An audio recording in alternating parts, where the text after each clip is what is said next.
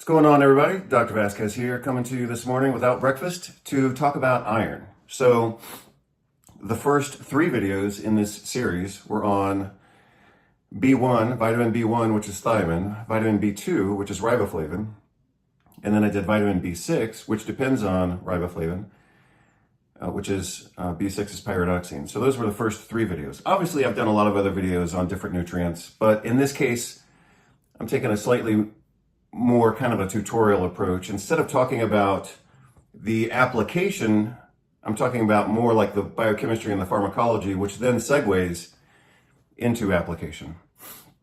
So that's kind of how I think about it. So this will be video number 4 in the series, and I'm just slightly changing the topic, going from vitamins to minerals. I could talk about selenium and zinc in the same conversation, but I'm going to start with iron, and we'll see how long that goes.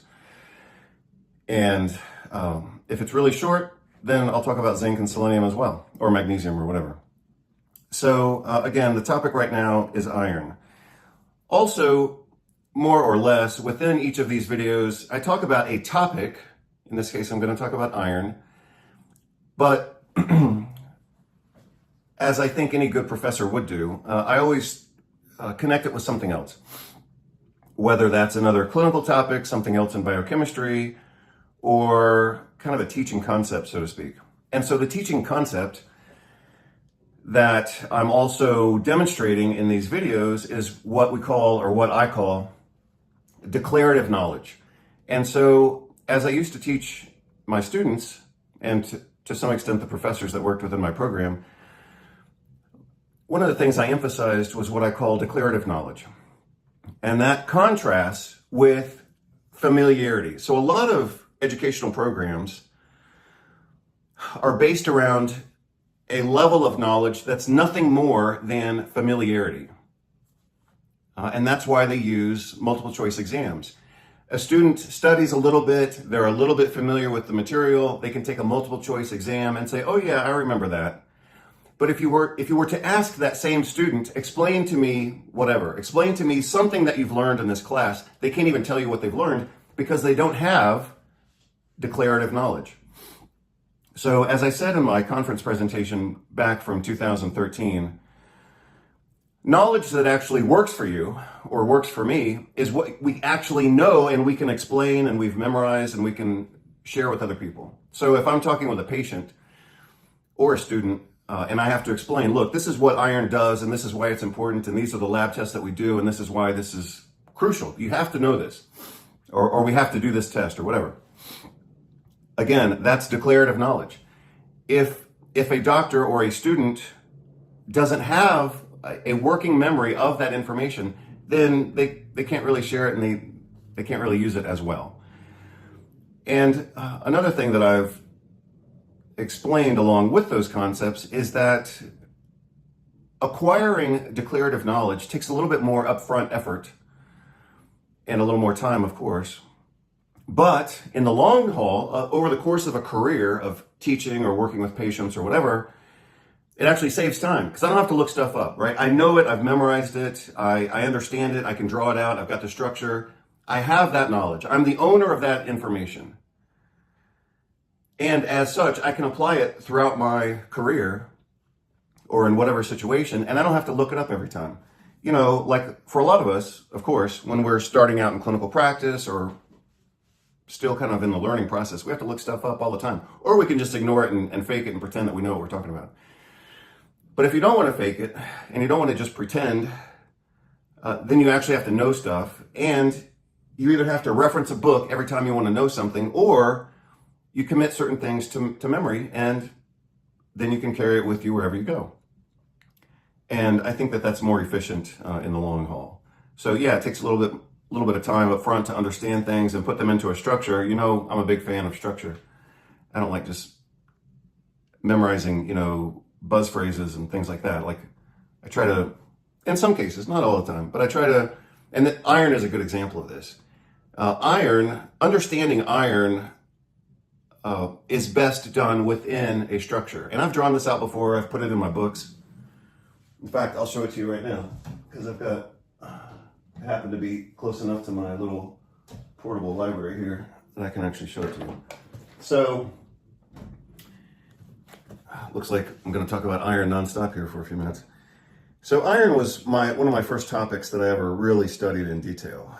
This was back in 1993, 94. So in 1994, I kind of at chance, I was in Powell's bookstore in Portland, Oregon, and I bought a book called Iron and Your Heart by a guy named Randall Laufer. I think he's a PhD. But somehow he considered himself a specialist in iron metabolism, and somehow he worked at Harvard Medical School in the radiology department, even though he declared himself to be an expert in iron. So anyway, he wrote this book called Iron and Your Heart, and he talked about the dangers of excess iron. So I thought, well, that's interesting. So I tested myself for iron overload or iron deficiency. It's the same test, which you should all the doctors should know this already. If I say lab test for iron deficiency and iron overload, all the doctors out there should know exactly what I'm talking about. So anyway, I did that test on myself, and I think my number came back at like 250. And I had said to one of my teachers, one of my mentors at the time, I said, if it comes back more than 200, I'll write an article about it. So it came back at 250. I treated myself for iron overload. Obviously it was quite mild, but I still had it. So I'm probably a heterozygote for that condition that I'll talk about in just a moment. Heterozygote means I have one genetic, I have 1 out of 2 genes positive for this trait. And I'm pretty sure about that. So, yeah, I became basically an expert on that topic because I looked into it. I promised one of my teachers, I said, well, if it comes back positive, I'll write an article for the school paper. And I did that. That was my first publication, was for the school paper. But I took that article and then I sent it to a nutrition journal called Nutritional Perspectives, and they published it. And this was 1994. And then 2 years later, in 1996, I wrote a related article and had it published in one of the biggest and best rheumatology journals on the planet called Arthritis and Rheumatism, published by the American College of Rheumatology. So again, this is the topic right now. I'll show you the organ. So obviously this is inflammation mastery for those of you who haven't seen it. And in chapter 1, I talk about essential laboratory tests and essential concepts. And so you can see here, I believe you can see, yeah, it says I have to read it in reverse. Iron overload and genetic hemochromatosis. That's what we're talking about right now. So, like I said, this was my first pet project. And so here, I just talk about iron overload. I'm getting to the diagram in just a moment.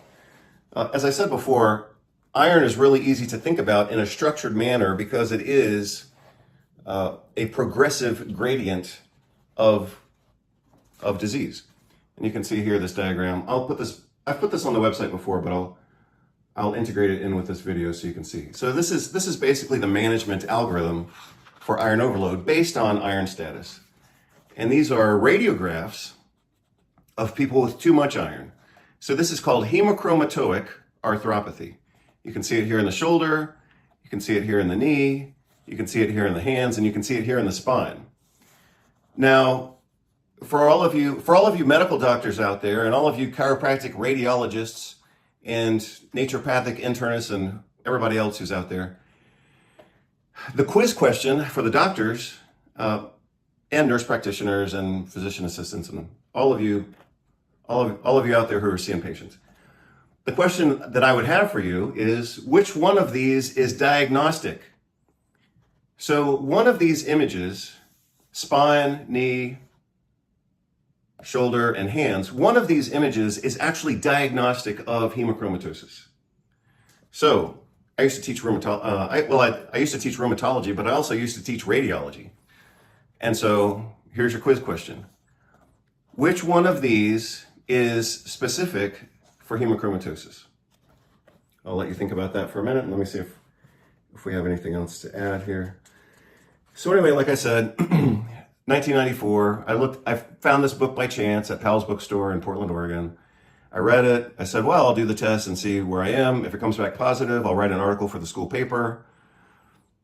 then I published that in the school paper. Obviously not a big hurdle, but then I published it in a nutrition magazine called Nutritional Perspectives. That was my first like big publication, so-called. At least for me, you know, I was only 23 years old or something like that. But then 2 years later, I published that in a big ass medical journal called Arthritis and Rheumatism, published by the American College of Rheumatology. And in fact, this was such a coup. I was actually correcting their guidelines. So here I was, 24. By that time, I was 24 years old. And I, as a chiropractic student, was correcting the guidelines published by the American College of Rheumatology, saying, hey, you guys screwed this up, and I'm going to show you what's up. So that's what I did. Okay, so before I get into drawing this out, I'll show you the pictures one more time. Which one of these pictures is diagnostic of hemochromatosis? Is it the shoulder? No. You're just looking at an osteophyte there. That's not specific. Is it the knee? No. You're just looking at chondrocalcinosis. Same thing with the spine. You got a little bit of chondrocalcinosis in the disc. No, it's not ankylosing spondylitis, even though it can kind of look like ankylosing spondylitis. It's not that. It's the hands. And so what you see in the hands, and you can see it, at least I'm looking at it in the reflection of the camera, these are called hook-like osteophytes. And that is diagnostic of hemochromatosis.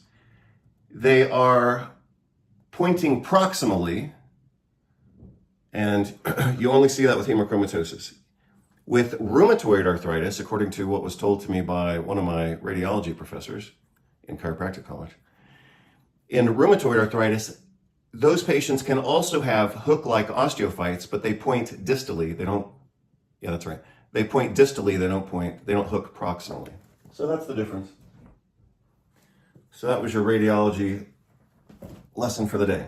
So let's get into iron. So when we talk about iron,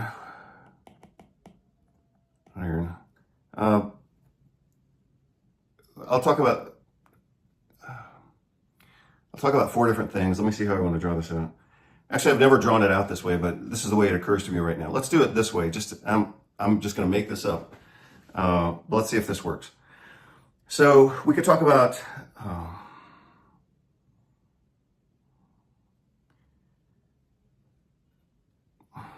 sorry, I think I want to do my X a different way. So here we are again, talking about iron. Oops. Let's do it this way. And let's talk about metabolism. So I've been teaching this topic for 30 years and I've never done it this way, but here we go. Let's talk about normal metabolism on one side, which segues into pathology on the other. Pathophysiology. Looks like I need another piece of chocolate. But then let's also talk about deficiency and what we call iron overload. I could say excess iron, but let's just, if it's too much, it's overload. So let's just call it overload.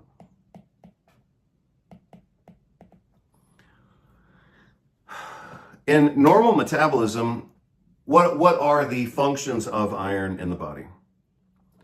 It acts as a cofactor for enzymes. Specifically, and I'm going to separate this out even though it could be under cofactor. For example, iron is necessary for the production of the neurotransmitter dopamine. It's also necessary for the metabolism of thyroid hormones. So I'll just write that there. So a person could feel and function like they're hypothyroid just because they don't have enough iron. And that definitely happens.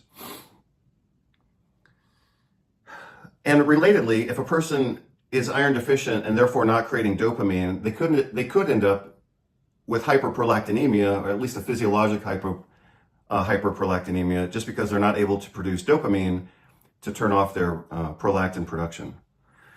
So iron functions as a cofactor, and then what?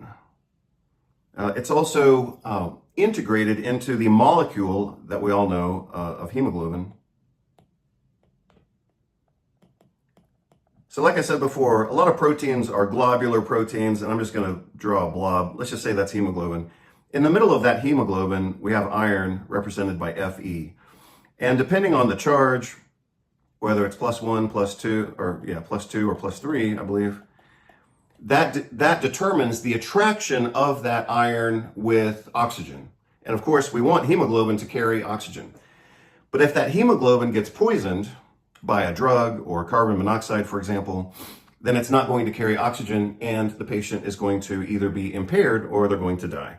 So again, iron can function as a cofactor in an enzyme, but it can also be part of the structure, in this case of hemoglobin, for hemoglobin to carry out its physiologic function, which is carrying oxygen and then carbon dioxide. So what else? The other important thing that I think of is iron is necessary for proper functioning of mitochondria, electron transport chain. And this is very important because one of the pathophysiologic roles of iron is oxidative stress or reactive oxygen species production. So free radicals. I could put free radicals there. Free radicals, oxidative stress, reactive oxygen species. Those are produced in proportion to the body burden of iron. However, if a person doesn't have enough iron, then their electron transport chain will not function. They will, therefore, by definition, have mitochondrial dysfunction, and they will actually produce more free radicals.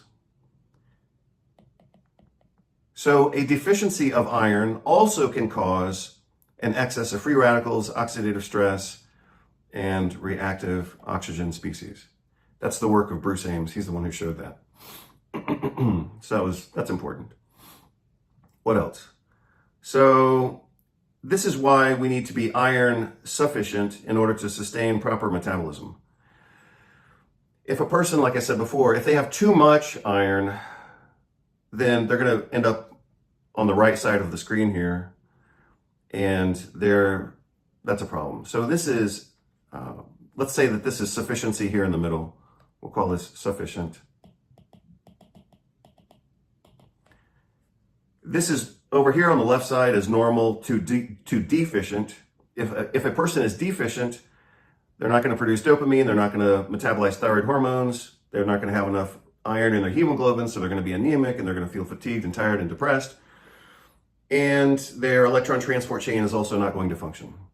If a person has too much iron, so they're over here kind of iron overloaded, then that's too much free radicals, too much oxidative stress, too much reactive oxygen species, and that causes tissue damage, premature aging, and fibrosis. So that's why these patients who have too much iron end up with congestive heart failure, diabetes, and liver disease, among other problems, or just an increased risk for diabetes and cancer. And now, Parkinson's disease and maybe Alzheimer's.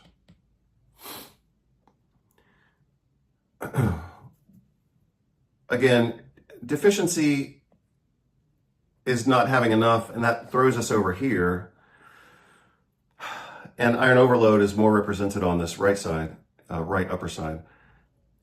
However, the reason I drew it out like this, kind of instinctively, was to differentiate quantitatively between deficiency, which is not enough, and iron overload, which is too much. However, that is also a qualitative distinction because people with iron overload, like genetic hemochromatosis, which is one of the most common genetic diseases in the human population, the heterozygote form of that is approximately 1 in 7 people, so it's very common. But those people don't simply have too much iron, they metabolize iron differently. So for my normal half, let's say, I put iron in what's called the reticuloendothelial system. That's where a so-called genetically normal person is going to store their iron. They're going to store it, in a sense, it's kind of like within part of the immune system, or at least that's one way it could be described. It's sequestered, again, within the reticuloendothelial system in a normal person. In a person who has a genetic trait for iron overload, they actually store iron differently, and they store it intracellularly within the parenchyma. And so that's why iron overload is quantitatively different, but it's also qualitatively different. Those patients not only have too much iron, but they have too much iron in the wrong place. So let's move on and talk about how to structure our management and understanding of iron status. And again, this is the diagram that I have in the book. I think within the next 3 minutes, I'm going to need a little more glucose. So here it goes. So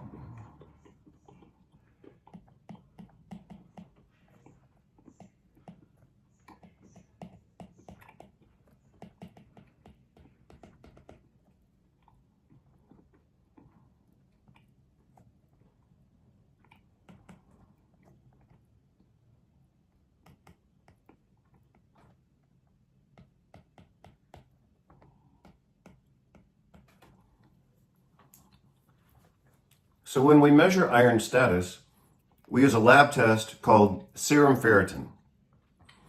And the nice thing about serum ferritin is no matter what units you use, whether you use the so-called American units or you use international units, the numbers come out exactly the same. So we run a serum ferritin test and we get a number. If the number is below 40, that person is at risk of deficiency. If it's between 40 and 80, I would say, hey, that's pretty darn perfect. However, some people need a little bit more iron. Some people need a little more iron. And so if it's between 80 and 120, I would say that that's okay. But once we get above 120, but really like 250, we're starting to think this is too much. If a person's iron deficient, as I said before, they could be anemic, functionally hypothyroid, or functionally hyperprolactinemic, or their mitochondria might not work very well. They could be more fatigued. They're not going to feel very good. So these patients typically need supplementation, whether that's more meat or pork, animal protein in the diet that has iron. Animal protein also typically has, obviously, certain fatty acids from animal sources like stearic acid, and stearic acid actually promotes the absorption of iron. So commonly we'll use an iron supplement along with a meal of pork or beef in order to combine that iron with stearic acid to promote its absorption. Vitamin C also promotes the absorption of iron, and calcium and egg protein and tea, those food sources block the absorption of iron. So again, if we want to promote iron absorption, we use stearic acid from fatty acids, the fatty acids found in land animals like lamb, pork, beef. If we want to block iron absorption, we could use tea, calcium, and egg protein. However, the concern in an adult patient who has iron deficiency is that they're losing iron through their gastrointestinal tract. So the way that we say that in a strictly clinical sense is that all adult patients who have iron deficiency have to be screened for gastrointestinal cancer, because this could be the first indication. Iron deficiency could be the first indication of gastrointestinal cancer, blood loss, and iron loss. And it doesn't matter who the patient is or what their profile is or anything else. So if you have, let's say you have a 50-year-old man with iron deficiency, you're damn right. That is gastrointestinal cancer until proven otherwise. they have to get endoscope, they have to get a colonoscopy, they have to get usually colonoscopy first and then upper endoscopy second. But iron deficiency in an adult male is colon cancer until proven otherwise. And if it's not colon cancer, then you have to look for upper GI cancer.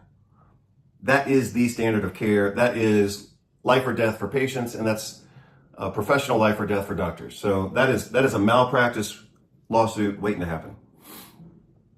And it's indefensible. Like, if a doctor sees a male patient with iron deficiency and they don't follow that up, and it turns out to be whatever, it turns out to be colon cancer, that doctor has no defense whatsoever. No defense whatsoever. They are guilty and they will lose the suit. Between 40 and 80, I would say that's pretty much perfect. Above 80, according to, I believe his name is Jerome L. Sullivan, 1981 or 1983? 1980. It was either 1981 or 1983, so I'll write it like that. Jerome Sullivan sent me his article from The Lancet. He sent me this article in 1996, but he had published it in, I think, 1983, let's say. It could have been 1981. He published an editorial or a commentary in The Lancet, and the title of that article was Iron and the Sex Difference in Heart Disease. And what Jerome showed back then is that once the ferritin level gets above 80, then we see an increased risk for cardiovascular disease. So that's why I say between 40 and 80 is pretty perfect. However, some people have a defective blood-brain barrier transport of iron into their brains, and so their body could have enough iron, but their brains will be slightly deficient in iron unless we get their level up to about 120. Well, what if we get them to 140? Okay, so what? That doesn't matter. But again, I'll say it slightly differently. Some fatigued or depressed patients are fatigued and depressed not because their body is iron deficient, but because their brain is iron deficient, because they have a defective transport. They have a defective transport of iron from their body into their brain. And so for that reason, they need a little bit more iron in order to push that iron into their brain so they feel better. Okay, so we'll let them go to 120 or 140. However, 120 in a woman, female, or 250 in a male is definitely too much. Sorry. More like 140. People with iron overload start to experience problems when they get to about 500. Sometimes they're 800. And obviously they can get to be over 1,000. By that time, they're in trouble. So this is progressive trouble. The classic end stage manifestations of iron overload, of course, so-called bronze diabetes. That's the old way of talking about it. By that time, they're screwed. So you don't want to wait that long. Bronze diabetes. So they're bronze because their skin color actually changes. So that's skin color. They have diabetes because of the pancreas involvement. They also have typically congestive heart failure and eventually liver cirrhosis, which obviously is a progression from cirrhosis. And they can have other problems too, pituitary fibrosis. And obviously that leads to what? Panhypopituitarism.